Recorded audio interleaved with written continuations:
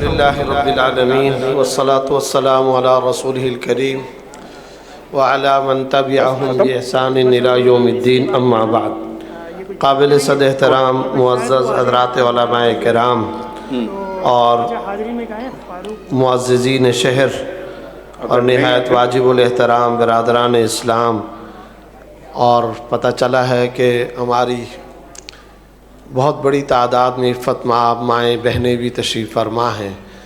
السلام علیکم ورحمۃ اللہ وبرکاتہ۔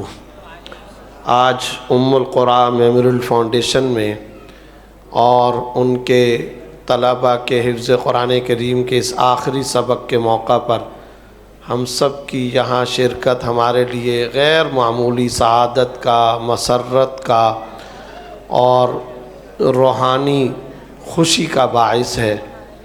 اللہ رب العزت ان بچوں کے حفظ و ناظرہ قرآن کریم کی تکمیل کو مبارک فرمائے۔ ان بچوں کے والدین نہایت مبارکباد کے مستحق ہیں۔ اللہ رب العزت ان کی زندگیوں میں، ان کے علم، عمل، عمر میں خوب برکتیں عطا فرمائے۔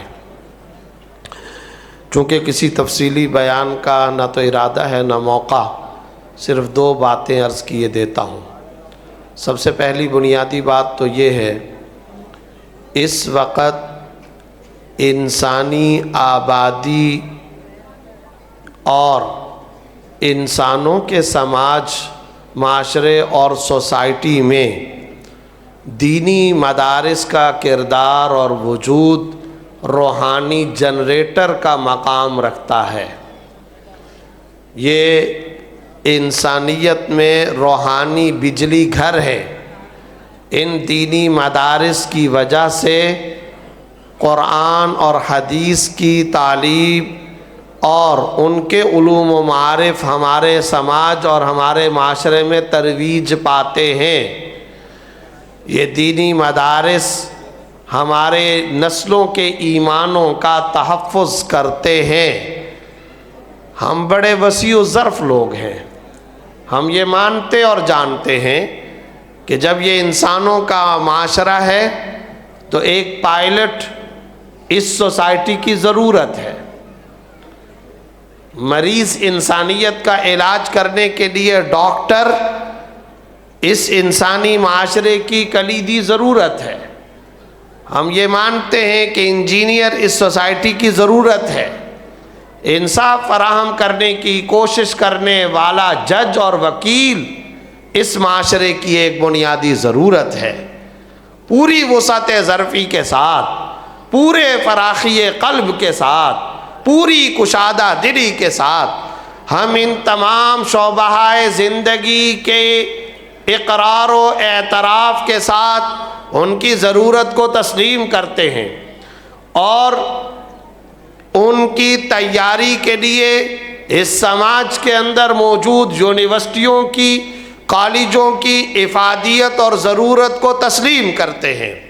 مگر اس کے ساتھ ساتھ ہم یہ بات ببانگ دوہل کہنا چاہتے ہیں، پورے شرح صدر کے ساتھ کہنا چاہتے ہیں، تقلیدی بنیادوں پر نہیں، تحقیقی بنیادوں پر کہنا چاہتے ہیں، اور آدھی سے زیادہ دنیا گھومنے کے بعد پوری سچائی کی گواہی کے ساتھ میں یہ بات عرض کرنا چاہتا ہوں، ان تمام شعبۂ زندگی اور ان کے ماہرین کی ضرورت ہے۔ لیکن اگر یہ مسلمانوں کا سماج ہے، اگر یہ مسلم سوسائٹی ہے، اگر یہ مسلمانوں کا معاشرہ ہے، تو ایک مستند عالم دین اس سماج کی پہلی بنیادی ضرورت ہے۔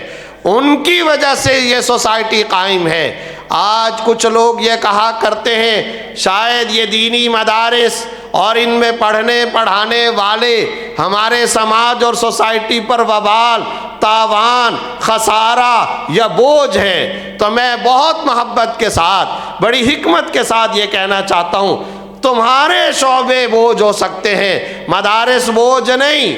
ان کی وجہ سے کچہریاں قائم ہیں، ان کی وجہ سے شاپنگ سینٹر اور مارکیٹوں کا بازار چلتا ہے، ان کی وجہ سے کاروبار حیات چلتا ہے، ان کی وجہ سے یہ دنیا چلتی ہے۔ اور یہ صرف اور صرف اس بنیاد پر نہیں کہ ہم چونکہ مدرسوں سے تعلق رکھتے ہیں، ہم چونکہ مدرسوں میں پڑھتے پڑھاتے ہیں، ہمارا چونکہ مشغلہ یہ ہے، لہذا اس بنیاد پر ہم کوئی جانبداری کا مظاہرہ کر کے یہ بات کہنا چاہتے نہیں، بلکہ قرآن و سنت میں اس کی واضح دلائل موجود ہیں۔ خود قرآن کریم یہ کہتا ہے وَإِن مِّن شَيْءٍ إِلَّا يُسَبِّحُ بِحَمْدِهِ، کوئی چیز دنیا میں ایسی نہیں ہے جو خدا کی تسبیح نہ بیان کرتی ہو۔ یاد رکھنا چاہیے اس دنیا کی تسبیح ان دینی مدارس میں پڑھنے پڑھانے والے، قرآن کریم پڑھنے پڑھانے والے، حفظ و ناظرہ اور حدیث کا درس دینے والے، پڑھنے پڑھانے والے یہ طلبہ و طالبات ہیں، ان کی وجہ سے انسانی سوسائٹی قائم ہے، ان کی وجہ سے یہ دنیا کا کاروبار زندگی چل رہا ہے۔ اور اس سلسلے میں واضح طور پر یہ حدیث کئی کتب صحاح کے اندر موجود ہے، لا تقوم الساعة حتى يقال اللہ اللہ، نہیں قائم ہوگی قیامت جب تک کہ اس دنیا پر اللہ اللہ کہا جاتا رہے، اللہ اللہ کی صدائیں بلند رہیں گی، یہ دنیا قائم رہے گی۔ بتائیے یہ ذکر، یہ اللہ اللہ اور یہ قرآن کریم کے الفاظ، یہی دراصل وہ روحانیت کا ساز و سامان ہے جس کی وجہ سے یہ دنیا قائم ہے، یہ دنیا چل رہی ہے۔ اس دنیا کے پنپنے اور پھلنے پھولنے کا سب سے بڑا سبب یہی دینی مدارس ہیں۔ اور ساتھ ہی ساتھ یہ بات ذہن کے اندر رکھیے، ایک ایک مسلمان کو یہ بات معلوم ہے، پہلی وحی کا لفظ اور پہلی غار حرا کا پہلا جملہ اقرا، اقرا، صدائے اقرا تھی۔ سوال یہ پیدا ہوتا ہے اس وقت کے منظر کو تازہ کیجئے، وہ سیناریو کیا تھا؟ ماں اور بیٹی میں فرق نہیں ہے، غریب انسانیت کو پیسا جا رہا ہے اور انسانیت میں مظلوم انسانیت کی تباہی اور بربادی ہے۔ کنتم علی شفا حفرۃ من النار فانقذکم منہا کی ایک تصویر، ایک منظر چل رہا ہے، انسانیت موت کے کنارے پر، انسانیت آگ کے گڑھے کے کنارے پر۔ اس ماحول کے اندر، اس بیک گراؤنڈ اور سیناریو کے اندر غار حرا سے ایک وحی کی آواز بلند ہوتی ہے، اور وہ آواز ہے اقرا، اقرا، اقرا بسم ربک الذی خلق، اپنے رب کے نام سے جس نے پیدا کیا، پڑھیے۔ کیا پتہ چلا؟ قیامت تک کے لیے ایک پیام و پیغام دے دیا گیا۔ کیا پتہ چلا؟ قیامت تک کے لیے ایک انسانیت کو سبق سکھا دیا گیا اور بتا دیا گیا، جب معاشرہ تباہی کا شکار ہو، جب انسانیت میں اخلاقی زوال آ رہا ہو، جب انسانیت میں بربادی آ رہی ہو، اس وقت اس انسانیت کو بچاؤ کا اگر کوئی راستہ ہے تو وہ اقرا کی صدا ہے، اگر کوئی راستہ ہے تو قرآن کریم کا آوازہ بلند کرنا ہے، اگر کوئی راستہ ہے تو یہ دینی مدارس ہیں۔ ہمارے استاد الکل حضرت مولانا سلیم اللہ خان صاحب رحمۃ اللہ علیہ ایک مرتبہ ہمارے جامعہ صفہ تشریف لائے، اور وہاں لوگوں کے جمع غفیر کے اندر ایک عجیب جملہ ارشاد فرمایا کہ میں آپ لوگوں کو بڑی وضاحت کے ساتھ، شرح صدر کے ساتھ یہ بات کہتا ہوں کہ میں کئی دفعہ اس شہر کراچی پر خدا کے عذاب کو نازل کرنے کے لیے آسمان سے اترتے ہوئے فرشتوں کو دیکھتا ہوں۔ پھر اگلا جملہ بھی بڑا عجیب فرمایا، اگلے دن انہی کراچی کے دینی مدارس کی درس گاہوں میں فجر کی نماز سے پہلے اور فجر کی نماز کے بعد امت کے چھوٹے چھوٹے معصوم بچوں کو ہل ہل کر جب میں قرآن کی تلاوت پڑھتے دیکھتا ہوں، تو جب یہ قرآن کریم کی تلاوت، قرآن کریم کا مصحف کھول کر کے ہل ہل کر اللہ کے اس کلام کو پڑھتے ہیں، تو آئے ہوئے وہ فرشتے جو عذاب نازل کرنے کے لیے آئے ہوئے تھے، ان کو دوبارہ اپنی آنکھوں سے آسمان کی طرف جاتے ہوئے بھی میں دیکھتا ہوں۔ یہ منڈیاں ان مدارس کی وجہ سے ہیں، یہ کچہریاں ان مدارس کی وجہ سے ہیں، یہ بزنس کمیونٹی کی تجارتی سرگرمیاں ان مدارس کی وجہ سے ہیں۔ یہ بوجھ نہیں ہے، ہمارا وجود بوجھ ہے، ہم وبال و تاوان ہیں۔ ہاں، خدا کا قرآن پڑھا اور پڑھایا جاتا رہے گا، یہ دنیا قائم رہے گی، یہ دنیا چلتی رہے گی۔ اور یہاں پر پاکستان کے کئی اہم ترین افراد، اداروں کی شخصیات بھی بیٹھی ہیں، میں ان سے بھی بڑی وضاحت کے ساتھ کہنا چاہتا ہوں وَإِن مِّن شَيْءٍ إِلَّا يُسَبِّحُ بِحَمْدِهِ، ہر چیز کی زندگانی اور حیات اس کے خدا کی تسبیح کی وجہ سے قائم ہے، ہر چیز کی زندگی اس وجہ سے اور اس وقت تک ہے جب تک کہ وہ خدا کی تسبیح کرے۔ پاکستان کی تسبیح دینی مدارس ہے، پاکستان کی تسبیح خدا مدارس کی یہ صدائیں ہیں، انہیں بوجھ نہ سمجھا جائے، ان کی وجہ سے۔ اور پاکستان نظریاتی بنیادوں پر قائم ہوا تھا۔ پاکستان کا مطلب کیا؟ لا الہ الا اللہ۔ پاکستان کا مقصد کیا؟ محمد الرسول اللہ۔ میں آپ سے پوچھنا چاہتا ہوں، اس کلمے اور قرآن کی تشریح کون سے اداروں کے اندر کی جاتی ہے؟ یہاں موجود یونیورسٹیوں کی افادیت کا انکار نہیں، پہلے عرض کر چکا ہوں، بڑے وسیع و ظرف لوگ ہیں، مسیحا ڈاکٹر اس سماج کی ضرورت ہے، انصاف فراہم کرنے والا جج اور وکیل اس سوسائٹی کی کلیدی ضرورت ہے، سیاستدان اس کی ضرورت ہے، فوجی اس کی ضرورت ہے، ایک تاجر و پائلٹ اس کی ضرورت ہے۔ لیکن اگر یہ سماج معاشروں کا ہے تو ایک اوتھینٹک، مستند، جلیل القدر عالم ربانی اس معاشرے کی پہلی اور بنیادی ضرورت ہے۔ ان کی ضرورت کو تسلیم کریں، ان کے پشتیبان بنیں، ان کی معاونت کریں، مداخلت نہ کریں، ان کے وسیلے سے امت کی مائیں دعائیں کریں گی تو قبول ہوں گی۔ اس انوائرمنٹ میں پڑھنے والے یہ بچے دہشت گردی کے مرتکب نہیں ہو سکتے۔ یہ پاکستان کے خادم ہیں، اسلام کے داعی ہیں، یہ مدارس انسانی آبادی کے روحانی بجلی گھر ہیں، یہ دینی مدارس انسانی آبادی کے روحانی جنریٹر ہیں، ان کی وجہ سے روشنی آباد، ان کی وجہ سے انسانیت کی آبادی کا احتساب ہوتا ہے۔ بقول مولانا علی میاں صاحب رحمۃ اللہ علیہ کے، وہ فرمایا کرتے تھے دینی مدارس کے صرف اس سطح کے تعارف پر میں اترنے کے لیے تیار نہیں کہ یہ مقدار خواندگی کرواتے، یہ پڑھنا پڑھانے کا، صرف لکھنے پڑھنے کا انتظام کرواتے، مدارس کے اس تعارف کی سطح پر میں اترنے کے لیے تیار نہیں۔ مولانا علی میاں فرمایا کرتے تھے یہ دینی مدارس اللہ کی خلافت کے ارتھ پہ مراکز ہیں، یہ انسانیت کو برقرار رکھنے، ان کی حیات جاویدانی، ان کی زندگانی کے قائم کرنے کا یہ ذریعہ ہے۔ میں بوجھ ہو سکتا ہوں، میری کچہریاں، شاپنگ سینٹر اور مارکیٹیں اور بازار و بالو بوجھ ہو سکتے ہیں، مدارس انسانیت کا مکھن ہے، لوگوں کا معبود، لوگوں کا الہ، لوگوں کا بادشاہ۔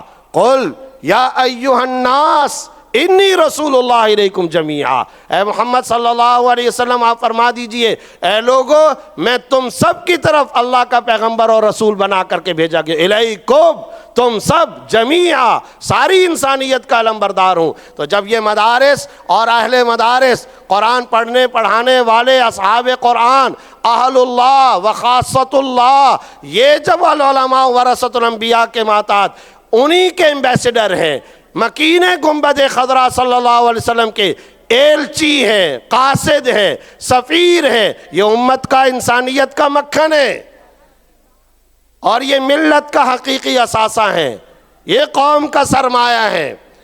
اس لیے ان کی افادیت کو تسلیم کریں، ان کی معاونت کریں، ان کی سرپرستی کریں۔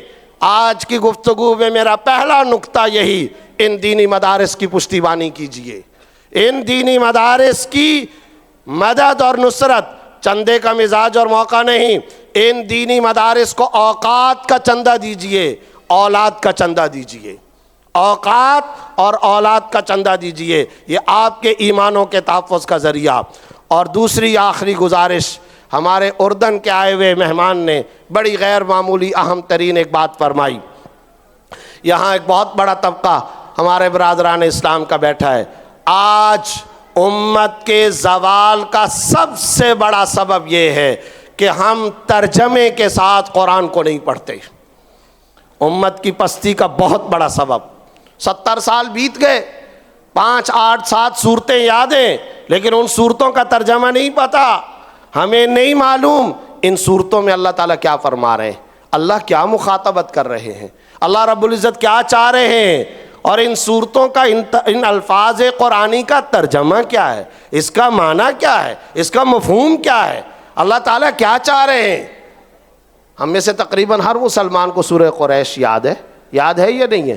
ہر مسلمان کو، ہر چھاپڑی والے کو، ہر سبزی والے کو، فَلْيَعْبُدُوا رَبَّ هَذَا الْبَيْتِ الَّذِي أَطْعَمَهُم مِّن جُوعٍ وَآمَنَهُم مِّن خَوْفٍ۔ ان دو آیتوں میں اللہ کیا فرما رہے ہیں؟ ان لوگوں کو چاہیے کہ اس رب کعبہ کی عبادت کریں، وہ رب جس نے خوراک دی، وہ رب جس نے بھوک کی جگہ پر غذا فراہم کی، اور وہ رب جس نے بد امنی کی جگہ پر، خوف کی جگہ پر ان کو امن اور چین اور سکون عطا کیا۔ یہ 70 سال سے ہم سورت پڑھ رہے ہیں، مگر کبھی غور کیا ان دو آیتوں میں اللہ نے ایک فیوریٹ اسلامک اسٹیٹ اور ریاست کا پورا نقشہ کھول کے رکھا ہے۔ آج کا UN، آج کا اقوام متحدہ ایک فیوریٹ اسٹیٹ کا جو نقشہ پیش کرتی ہے وہ یہ جس کے اندر امن ہو، جس کے مملکت کے باشندوں کو روزگار کے باعزت مواقع مل رہے ہوں۔ اور پھر امن میں 5 قسم کا امن، عزت کا، مال کا، آل اولاد کا، کاروبار کا، جان کا تحفظ، یہ 5 قسمی امن۔